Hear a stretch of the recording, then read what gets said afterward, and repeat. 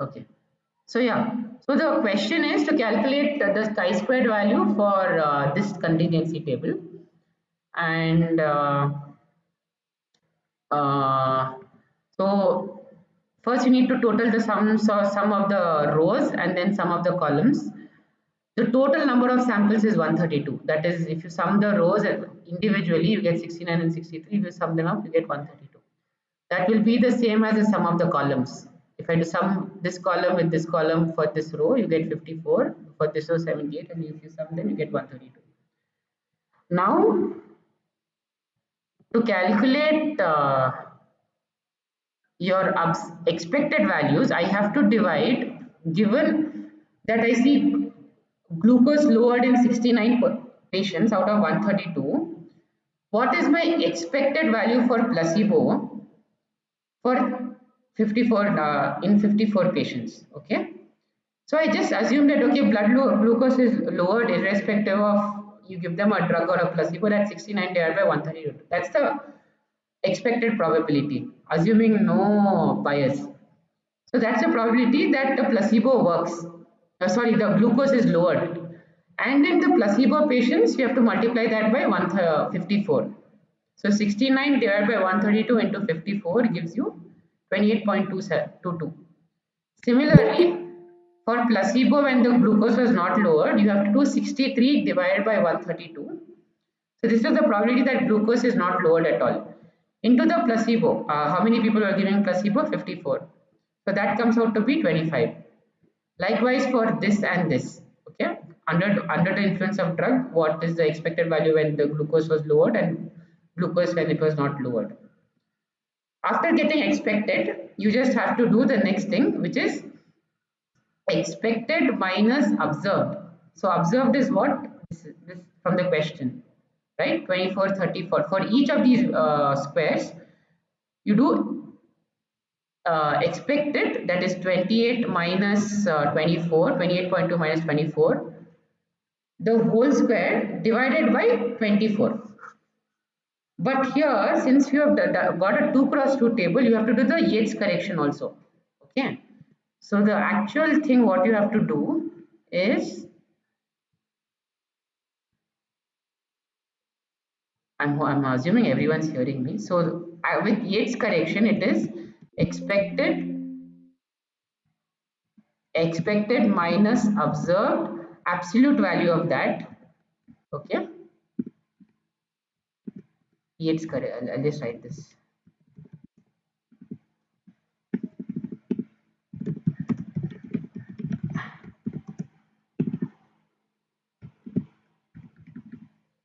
Okay. Minus 0.5 the whole squared. Okay. Sorry.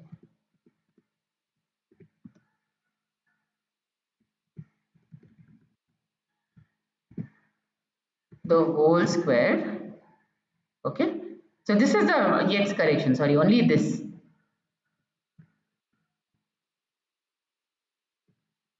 So everyone can see this.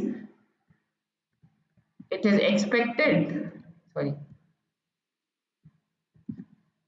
Oh, yeah.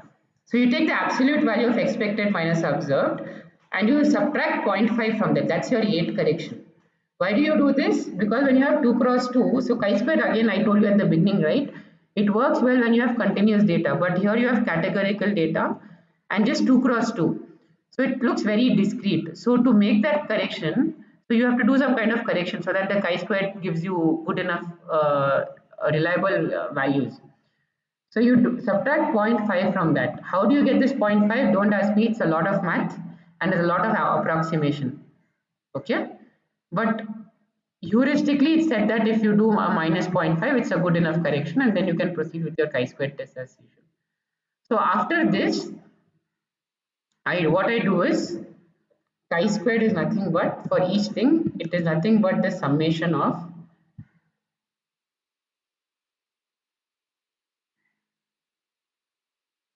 so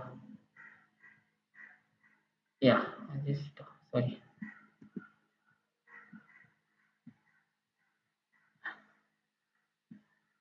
summation of this entire thing, okay,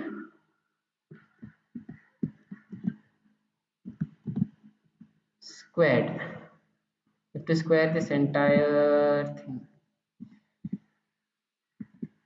divided by the whole thing divided by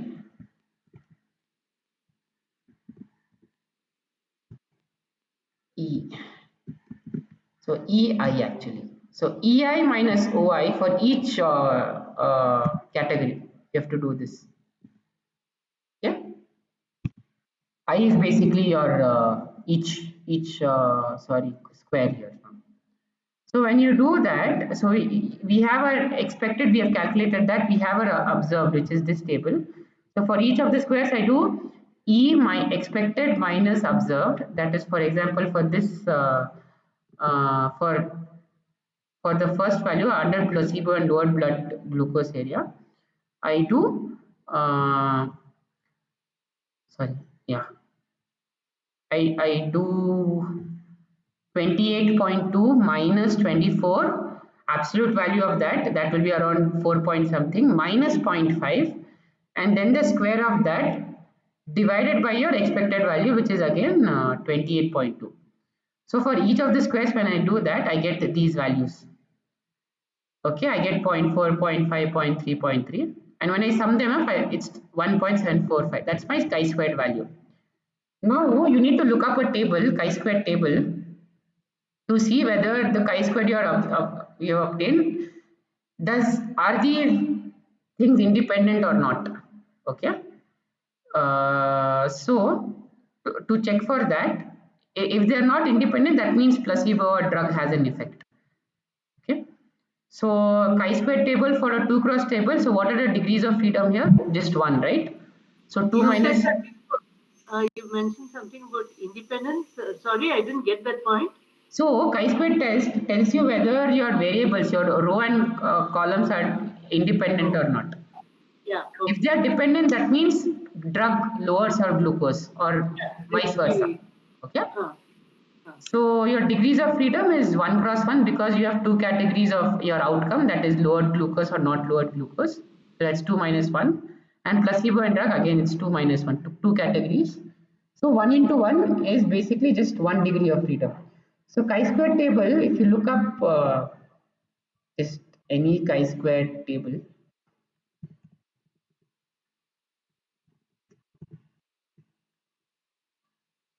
yeah, if I look this up,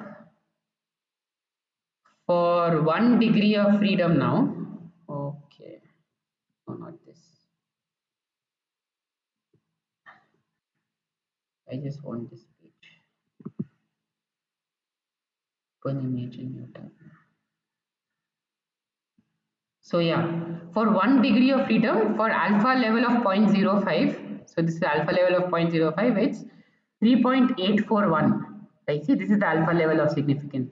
So your chi-square, remember, you need to give only this degrees of freedom as input, and it'll give you an output as what the chi-square value should be.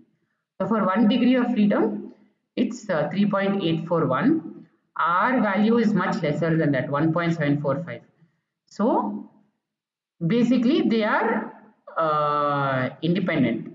Okay, so one thing does not affect the other. Okay, so that's why your drug has no actual effect. Now for the what is a, there's another following question, what is the minimal number of persons which have blood glucose under the drug treatment? What should be the minimum number? For example, this, what is the minimum number of lowered blood urea? Sorry, it's urea, not glucose. Okay, under the drug for this thing to be significant, all you need to do is when you're calculating, no. So I've already done an Excel thing. Okay, so what I did was, this is 45, right? Now it increased to 46. So everything I've calculated all these things, but for 46, my chi-square value will become 1.9. If I do 47, so this is the only way of doing it. I tried solving it analytically. It took me 3 hours, and I was still not close. But this is an easier way of doing it, trial and error. So 47 is still 2.1. So 48 would be, so if I keep doing this, it keeps increasing, you see, chi-squared value. They're asking at what value of this minimum number of persons my chi-squared is significant. So if I put 55, I get 3.71, my chi-squared value. If I do 56, it exceeds that now, 3.93. Our chi-squared critical is 3.841. So you need at least 56 people under the drug who are given the drug and whose blood glucose actually decreased for this test to be significant. So at least this should be 56, this value here. Okay. There's no other way of doing it apart from, I think, trial and error. I kept increasing, and I found that at least 56 people should be under this category for the signal. I can ask the question in another way: what is the minimum number here required for the test to be significant? Okay, all these are heuristics, and it's actually not a very good question to ask. Okay, but that's that. Now this was just for a 2 cross 2. There's another example for 3 cross 2. So you have three variables, three Sir, categories. Yes? sir, before we go into the next one, uh, that 1.745, how you got, I understood. But after that, how did we reach at the For one 3.841? from this table, again you have to look up a table. So chi-square distribution, all you need to give input for a chi-square distribution is your degrees of freedom. If I go to Wikipedia, it's amazing. So I just have to give my k value, which is degrees of freedom, and it will give me a chi-square distribution, okay? And then under the, for what it does, what we are looking for is area under the curve. For what area under the curve? So what you are asking is, for say 0.05 area under the curve, what is my chi-squared value? Okay. For example, for area under the curve 0.05 here, what will be my chi-squared value? It can be zero point 0.1, zero point 0.2 or whatever. Okay. Now that is already given in this table. Okay, for an area of zero point 0.05 under the curve for 1 degree of freedom, it's 3.841. That's my chi-squared value. That's the value of your chi-squared distribution. For k equals 1. So k equals 1 would be this, your this line. And for 0.05 area, what is my chi-squared value? It will tell me that it is, from this table it is 3.8. So because the observed value, do you see 3.84 here? How we have got that?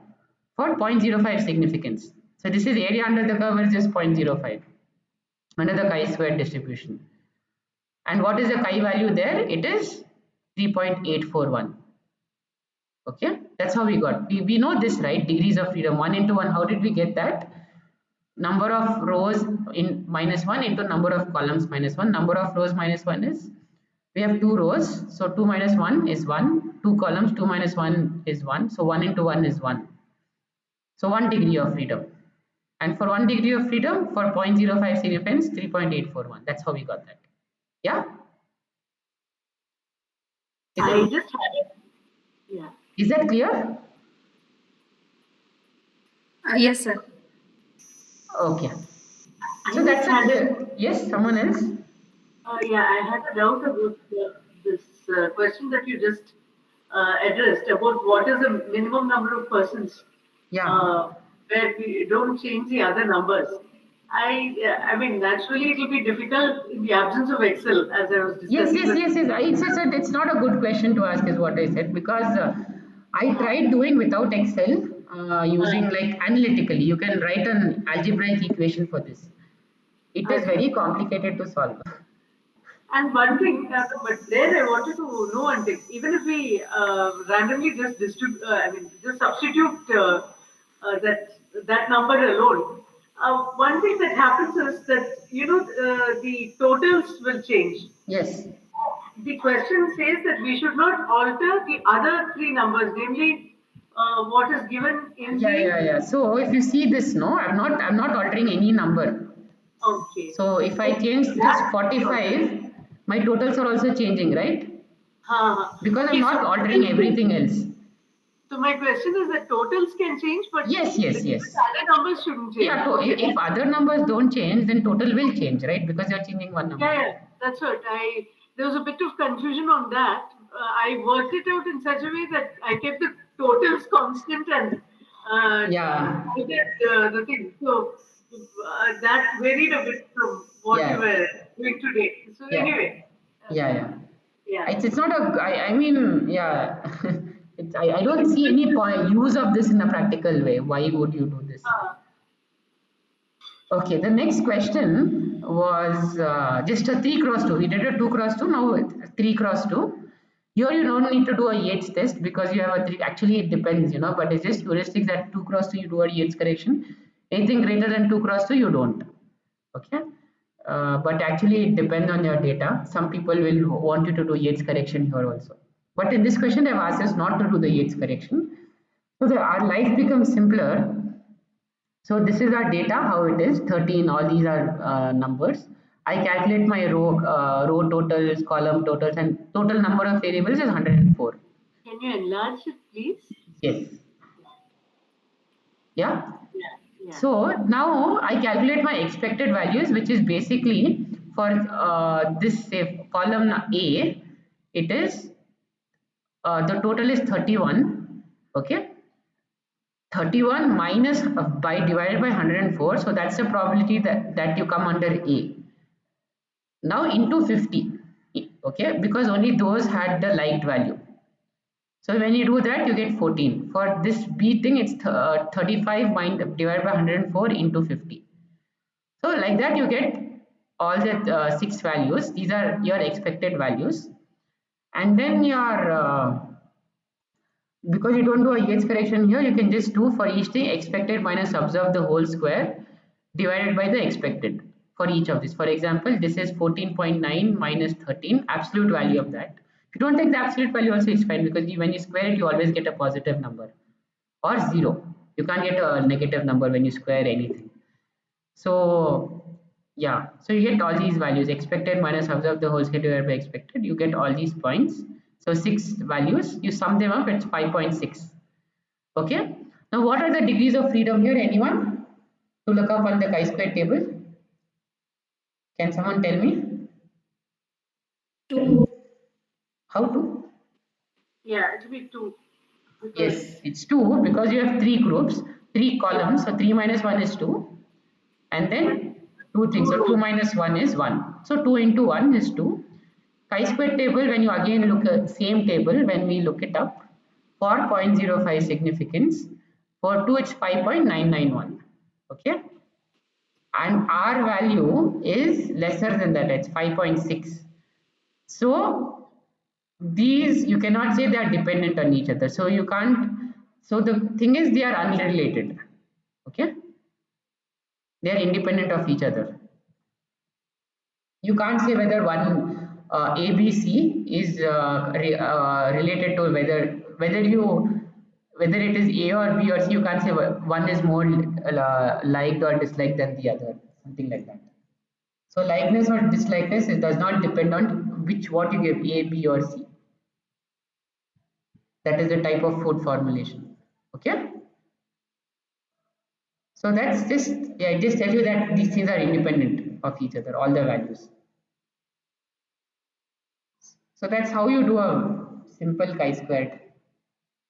You just have to do expected minus observed by expected. This is actually for categorical. For continuous also you do something similar, but the math is different. And chi-squared is actually used in continuous variables a lot, not just in continuity. Yeah, any doubts regarding these things?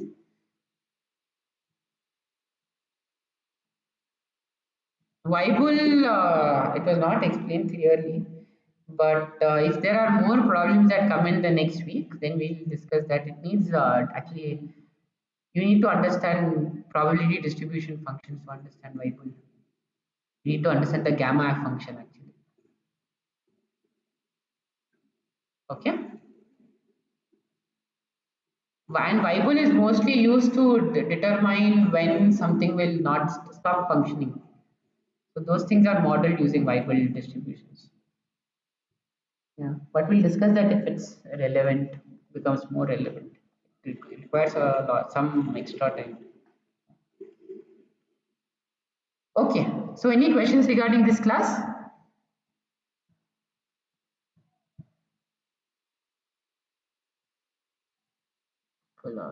Yeah, any questions regarding this class? I can. Sir, Yeah, what should we answer for the question number 6? question number 6. What's the question?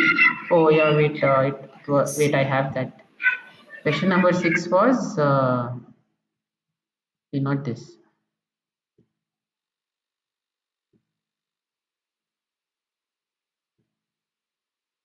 week 5, right?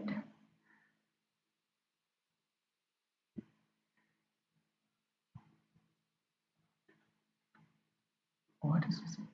So one-sided P side, yeah, you can't say they're independent of each other. So they're not really different. So they're unrelated, which means what? A, B, or C is not does not different is not very different in being liked or disliked, right? This option basically means that they're independent of each other. Whatever you give, they'll if you give them if babies A or B or C, equal numbers or something will actually not equal numbers. The proportion of liked or disliked will be similar in all of them. That's what it means. Did you get that? Okay, sir. Yes, sir. They're independent of each other. Okay. Sir, Yeah. in exam, do they provide the table See, you should. or Otherwise, you can't remember. They should. If I think to be fair, it has to be given. If the question demands that. If the question demands you to know the compare values, then you need they'll give you the table. If not. If they just Okay. ask you to calculate chi-square, they will not. But if they ask you to tell whether this is significant or not, then they have to give a chi-square table. Sir, can you hello? Yeah. Sir, can you please go to question number 3 solution? Your solution in Excel. Yeah. Question number 3. Oh, minimum number of persons. Is that the The question? one, sheet 2, sir. Huh? Without Yates correction. The problem without Yates correction. Yes. This is it. This is the one. Sorry, this is the one. Yeah. Okay. Yeah. This is the And one. This is the one. correct, sir. So if my chi-square value is far less than the chi-square table value, like suppose it is around 2, Yeah. so then what would be the conclusion? Is It'll it be the same conclusion that we have now, that A, B, and C are not very different from each other. If it's greater, then they are different. So so if that the means value is very one's less? formulation is liked or disliked more than the others, or two of them are liked and disliked more than the others.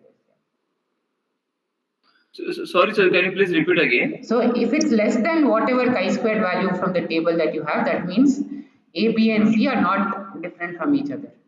Okay. Yeah.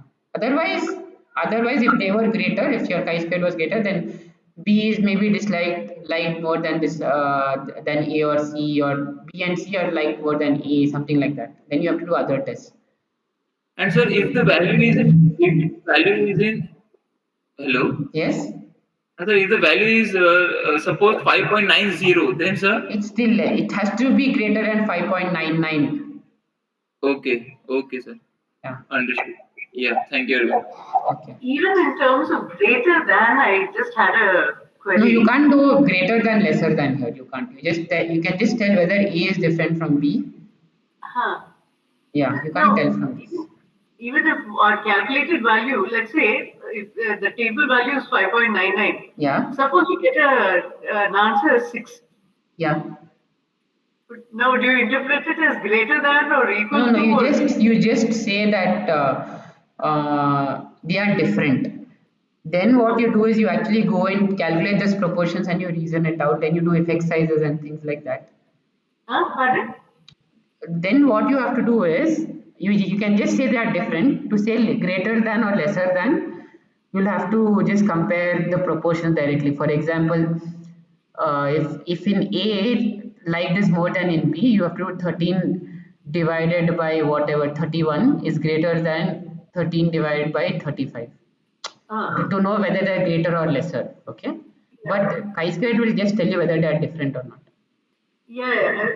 So my question was now in this particular problem that you discussed, Yeah, there isn't an issue because your calculated value is coming as 5.6, whereas the table value is 5.99. yeah, Now, suppose I have a scenario where my calculated value was say 6 yes, as against a chi-squared table value of 5.99. yes, So close it is. yes.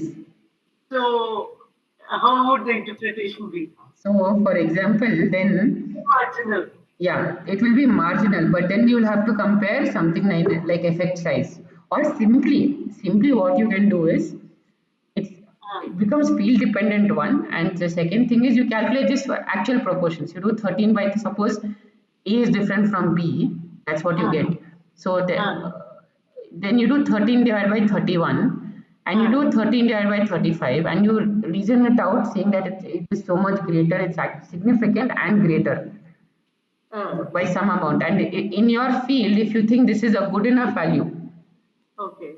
if it was like just the difference you get like 6, okay, but your Hmm. proportional difference between A and B was just say 0.01, one was 0.7, the other was 0.69, Hmm, something like hmm. that, Like that. then does it it is a significant value, but does it make any sense in biological terms or actual terms? So Hmm. that is a very field specific issue, Huh. and that is what you'll have to argue about, because It just was, p value these days will not tell you the complete story. People ask you to calculate effect sizes or difference in proportions here, things like that. yeah, okay. Yeah, in actual research, as even Professor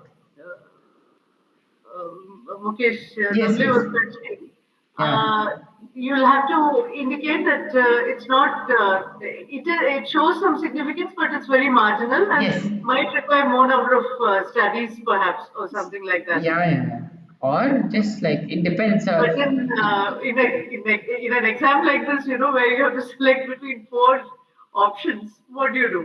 so I think the question will be framed in such a way that it's like here it was very clear cut, 5.6 is much less than 5.99, Yeah, yeah, something okay. like that. It won't be Okay. that. It will be Because closer, hopefully. yeah, that's more into philosophy of statistics, which is always evolving. We Ah, still don't know the correct. So there are different standards in different fields. Okay, for ah, example, in clinical studies, you need to have a value less than 0.01, not even 0.05, your p value. And then your effect size should be something for certain drugs, something for certain other drugs, and things like that. So yeah, okay. yeah. So it's a very philosophical thing and it's field dependent. Yeah, it's all I can say. Hmm. Okay. Anything else regarding this class?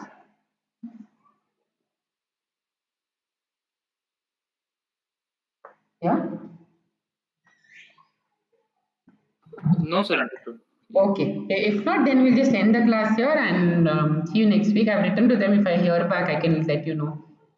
But I haven't heard back from the higher authorities regarding your those questions and all.